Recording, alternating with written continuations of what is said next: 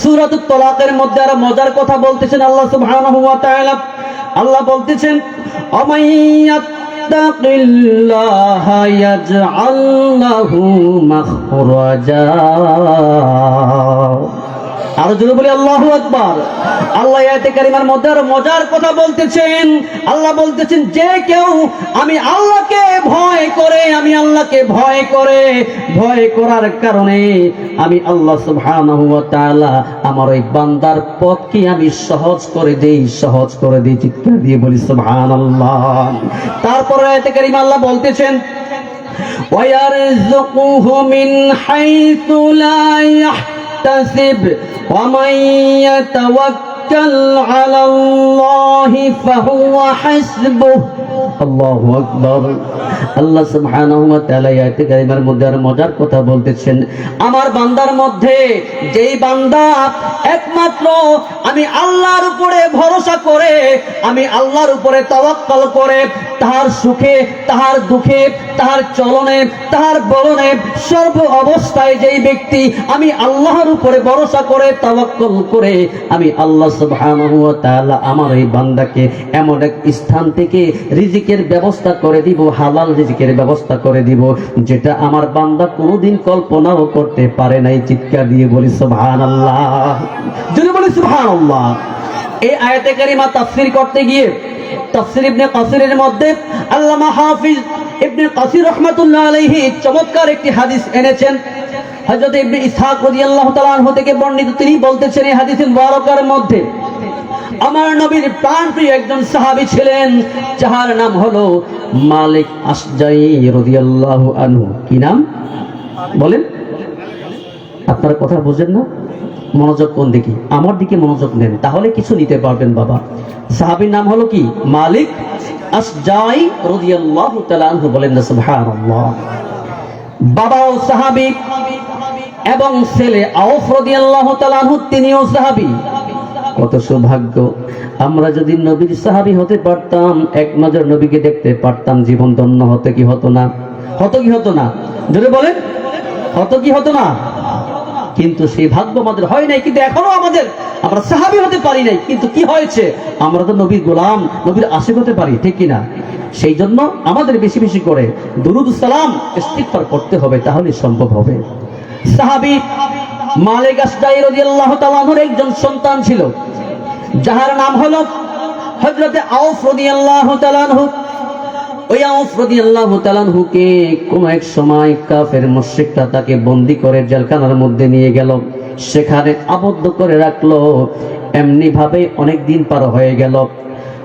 ঘরের মধ্যে বাবাও বৃদ্ধ, মাও বৃদ্ধা, তেমন কেহ উপার্জন করার কেহ নাই। একমাত্র যেই যুবক ছেলে আওফ রাদিয়াল্লাহু তাআলা আনহু, এই ছেলে একমাত্র রিজিকের ব্যবস্থা, জীবিকার ব্যবস্থা করে থাকে, সন্তান জীবিকার ব্যবস্থা করে থাকে, তারপরে বাবা এবং মায়ের খেদমত করে।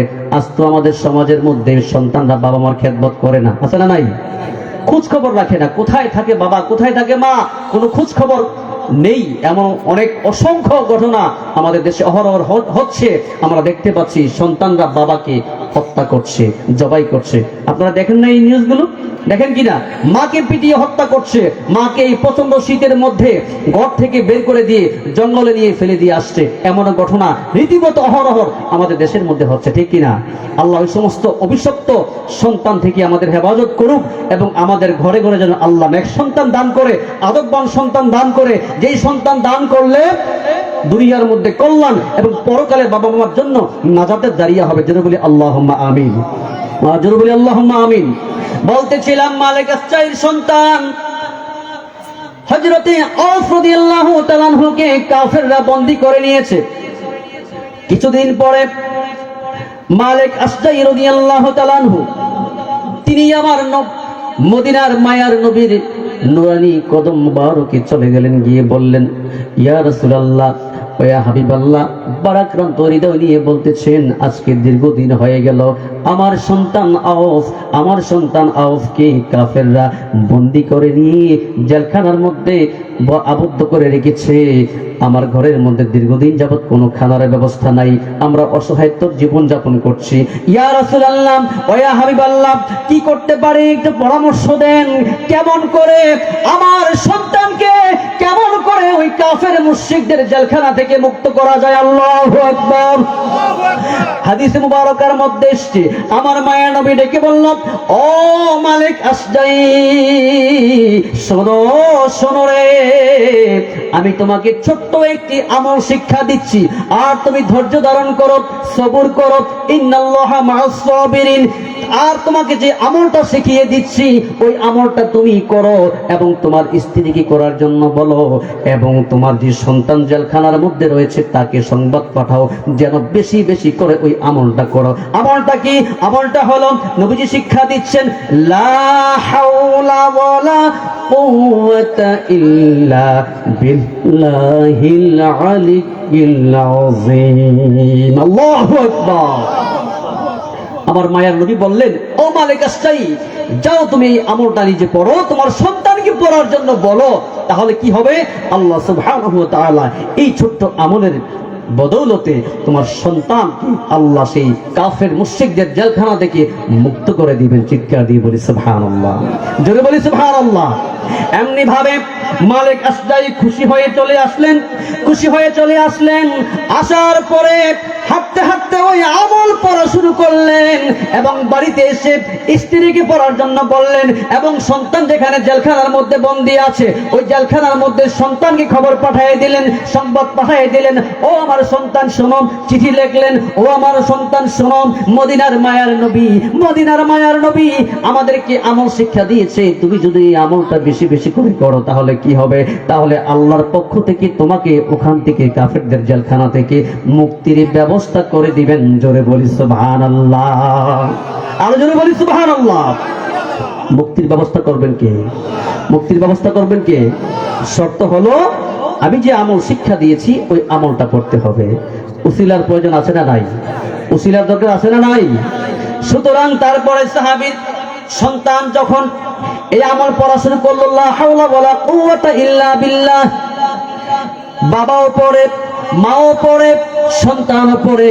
দেখা গেল অল্প কয়েকদিন যাওয়ার পরে সন্তান বাবার ঘরের দরজার মধ্যে কোরআন আসছে, নক করছে। সুবহানাল্লাহ বলতেন না? আর যদি বলি সুবহানাল্লাহ। যখনই সন্তান বাহির থেকে ঘরের দরজা নক করল, দরজার কড়া যখন নাড়ল, এন্ডিমেন্ট টাইমে বাবা ঘর থেকে শুনতে পেলেন, আল্লাহর কসম করে বললেন, আমি আমার সন্তান আউফের কণ্ঠ শুনতে পাচ্ছি। সুবহানাল্লাহ। অপরদিকে মাও বলেন, খুশিতে আত্মহারা হয়ে মাও বলেন, এটা একমাত্র আমার আউফের কণ্ঠ, অন্য কারো কণ্ঠ হতে পারে না। আমার সন্তান তো কাফেরদের জেলখানার মধ্যে বন্দী আছে, তো কেমন করে আমার সন্তান এত তাড়াতাড়ি সেখান থেকে মুক্তি পেল? মুক্তি দিয়েছেন কে? জোরে বলতে হবে, মুক্তি দিয়েছেন কে? আমার আল্লাহ মুক্ত করে দিয়েছেন। আউফ রাদিয়াল্লাহু তাআলা আনহু বাবা এবং মাকে বলছে, ও আমার বাবা, ও আমার মা, শুনুন গো, আমি দেখতে পেলাম হঠাৎ করে গায়েবী ভাবে কে যেন আমার হাতের বাঁধনগুলো উন্মুক্ত করে দিয়েছে। আমি দেখতে পেলাম একটু কিছুক্ষণের মধ্যে সঙ্গে সঙ্গে কে যেন আমার পায়ের যে শিকল দিয়ে বাঁধা ছিল ওই বাঁধনগুলো কে যেন উন্মুক্ত করে দিয়েছে। জোরে বলি সুবহানাল্লাহ। যখনই আমার হাত পা গুলো খোলা হয়ে গেল, উন্মুক্ত হয়ে গেল, হওয়ার সঙ্গে সঙ্গে আমি যখন দরজা খোলার জন্য দরজার নিকটে গেলাম, দেখলাম অটোমেটিক দরজার যেই আটকানো ছিল, আবদ্ধ ছিল, বন্ধ ছিল, আমি দেখতে পেলাম সঙ্গে সঙ্গে দরজাটাও উন্মুক্ত হয়ে গেল, খোলাই গেল। জোরে বলি সুবহানাল্লাহ। খুলে দিয়েছেন কে? আরো জোরে বলেন কে? আল্লাহ খুলে দিয়েছেন। এমন সুন্দর স্থান থেকে আমার আল্লাহ, বান্দা বিপদে পড়লে, বান্দা যখন পরিপূর্ণ তাওয়াক্কুল আল্লাহর উপর করে, সুখী থেকে সর্বাবস্থায় সেখান থেকে হেফাজত করেন কে? আপনি দেখবেন হাজারো অপরাধ করেছেন, হাজারো বিপদের মধ্যে আপনি আছেন, দুনিয়ার কোনো মানুষ আপনার পাশে নাই, দেখবেন সবাই আপনার কাছ থেকে একে একে চলে গেছে, কিন্তু আপনার তাওয়াক্কুল যদি পরিপূর্ণ আল্লাহর উপরে থাকে, আমার আল্লাহ যেখানে বলেছেন ফাহুয়া হাসবুক, আল্লাহ বলেছেন ওমাইয়া তাওয়াক্কাল আলাল্লাহি ফাহুয়া হাসবুক, যদি তুমি পরিপূর্ণভাবে আমার মহান আল্লাহর উপরে ভরসা করতে পারো, তাওয়াক্কুল করতে পারো, তুমি যত বড় বিপদের মধ্যেই থাকো না কেন, তুমি যদি ফাঁসির মঞ্চ, তোমার যদি ফাঁসি যদি ওয়াজিব হয়ে যায়, আমার আল্লাহ যদি তোমাকে বাঁচানোর ইচ্ছে করেন, তাহলে পারেন কি পারেন না? পারেন কি পারেন না? এই হাদিস থেকে আমরা বুঝতে পারলাম আমার আল্লাহ আউফকে ওই কাফেরদের জেলখানা থেকে মুক্ত করে দিয়েছেন। শুধু তাই নয়, সেখান থেকে মুক্ত করে দিয়েছেন, এবং তারপরে যখনই আউফ ঘর থেকে বের হলেন, বের হওয়ার পরে দেখতে পেলেন একটি উট বাঁধা আছে, ওই উটের উপরে সাওয়ারি হয়ে তিনি রওনা হয়ে গেলেন, এবং পথের মধ্যে দেখলেন কতগুলো কাফের মুশরিকদের কতগুলো ছাগল এবং উট এবং বেড়ার পাল রয়েছে। বললেন চল তোরা আমার সঙ্গে চল। সমস্ত উট এবং বেড়া ওই ছাগলের পালগুলো নিয়ে তাহার বাড়ির মধ্যে একেবারে উঠানটা আঙিনাটা ভরে গেছে। বাবা এবং মা দেখে বলল, ও আমার কলেজার টুকরা, কেমন করে এতগুলো ছাগলের পাল বেড়ার পাল তুমি কোত্থেকে এনেছো? সন্তান জবাব দেয়, ও আমার বাবা, ও আমার মা, আমি এগুলো যখনই আমাকে কাফেরদের জেলখানা থেকে আমার আল্লাহ আমাকে মুক্ত করে দিয়েছেন, আমি যখন রওনা হলাম তখন আমি তাদেরকে বললাম, তাদেরকে দেখলাম মরুভূমির মধ্যে আছে, এগুলো কাফেরদের ছিল, আমি বললাম তোরাও আমার সঙ্গে চল। বলতে দেরি হয়েছে, তারা আমার সঙ্গে লাইন ধরে চলে এসছে। জোরে বলি সুবহানাল্লাহ, জোরে বলি সুবহানাল্লাহ। আল্লাহ বলেন যদি পরিপূর্ণভাবে বান্দা আমার প্রতি তাওয়াক্কুল হও, ভরসা করো, তাহলে তোমাদেরকে বিপদ থেকে উদ্ধার করব তো করবই। শুধু তাই নয়, আমি আল্লাহ তোমাদেরকে সেই বিপদ থেকে উদ্ধার করার পরে এমন এক স্থান থেকে তোমাদেরকে রিজিকের ব্যবস্থা করে দিব যেটা তুমি কখনো কল্পনাও করতে পারো। জোরে বলেন, কল্পনা করতে পারো না। ঠিক তেমনি ভাবে এই আউফ রাদিয়াল্লাহু তাআলা আনহুকে বিপদ থেকে উদ্ধার করেছেন কে এবং রিজিকের ব্যবস্থা করেছেন কে? বাবা রেখে বলল, নবীর সাহাবী হযরতে মালিক আসজাই রাদিয়াল্লাহু তাআলা আনহু, তিনি রেখে বললেন, ও আমার সন্তান, আল্লাহ তোমাকে মুক্ত করে দিয়েছেন, এবং তুমি যেই ছাগলের পালগুলো নিয়ে এসছো, এই ব্যাপারে আমি আমার মদিনার মায়ার নুরানি কদম মুবারক থেকে আমি একটু জেনে আসি, এগুলো কি আমাদের জন্য হালাল না হারাম? কি হালাল না হারাম? যদি বলেন হালাল না হারাম। সাহাবী বাবা, সন্তানও সাহাবী, বাবাও সাহাবী। বাবা সাহাবী সন্তানকে বলতেছে, আমি একটু আমার মায়ার নবীজির নুরানি কদম মুবারক থেকে আমি একটু জেনে আসি যে তুমি যে এই ছাগলের পালগুলো নিয়ে এসছো, এগুলো কি তোমার জন্য হালাল না হারাম? আমাদের জন্য হালাল না হারাম? আজকে তো আমাদের সমাজের মধ্যে কোনো হালাল হারামের ভেদাভেদ আছে? আসেনি? পাইলেই হয়, যতক্ষণ পাইছি খাই দাই মারি, কোনো সমস্যা নেই, কিসের হালাল আর কিসের হারাম সেদিকে কোনো চিন্তা নাই। অথচ সাহাবী দেখেন, সন্তান ছাগলের পাল নিয়ে এসছে, আর সাহাবী তার বাবা বলছে আমি একটু আমার নবীর কাছ থেকে জেনে আসি। একটা দৌড় দিয়ে বৃদ্ধ বয়স বাবা খুশিতে আত্মহারা হয়ে আমার মায়ার নবীজির নুরানি কদম মুবারকে একটা দৌড় দিয়ে চলে গেলেন। খুশি মন নিয়ে নবীজির কাছে গিয়ে সুসংবাদটা দিলেন, ইয়া রাসূলুল্লাহ, নবী গো, ও মায়ার নবী, আপনি আমাকে যে আমল শিক্ষা দিয়েছেন, আপনি আমাকে যে তাসবিহ শিক্ষা দিয়েছেন, ওই তাসবিহ আমিও পড়েছি, আমার স্ত্রীও পড়েছে এবং আমার সন্তানও পড়েছে। পড়ার কারণে অল্প কিছু দিনের মধ্যেই আমার আল্লাহ সুবহানাহু ওয়া তাআলা আমার সন্তানকে ওই কাফের মুশরিকদের জেলখানা থেকে মুক্ত করে দিয়েছেন। জোরে বলি সুবহানাল্লাহ। শুধু তাই নয়, আমার সন্তান যখন তাদের কাছ থেকে আসছে, আসার পথে তাদের কতগুলো ছাগলের পাল ছিল, ওই ছাগলের পালগুলো আমার সন্তানের সঙ্গে সঙ্গে তারা অটোমেটিক চলে এসছে।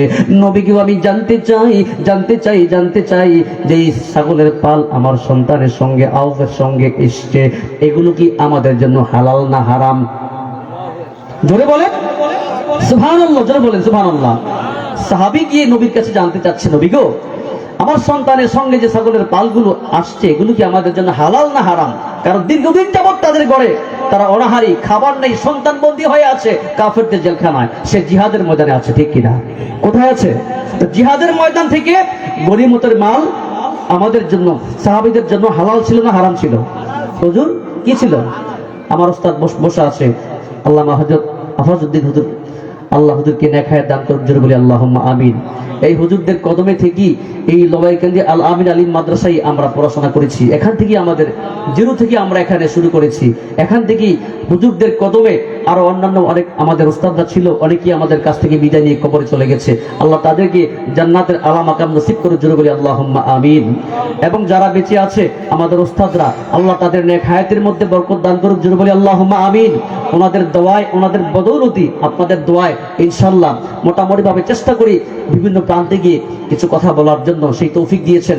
আমাদের কোনো চালান নাই, একমাত্র ওনাদের দোয়া এবং আপনাদের ভালোবাসা এবং বাবা মার ভালোবাসার দোয়া, আপনাদের দোয়া ভালোবাসা নিয়েই আমাদের চলতে হয়, ঠিক কিনা? দোয়া করবেন তো ইনশাআল্লাহ, সবসময় দোয়া করবেন তো ইনশাআল্লাহ।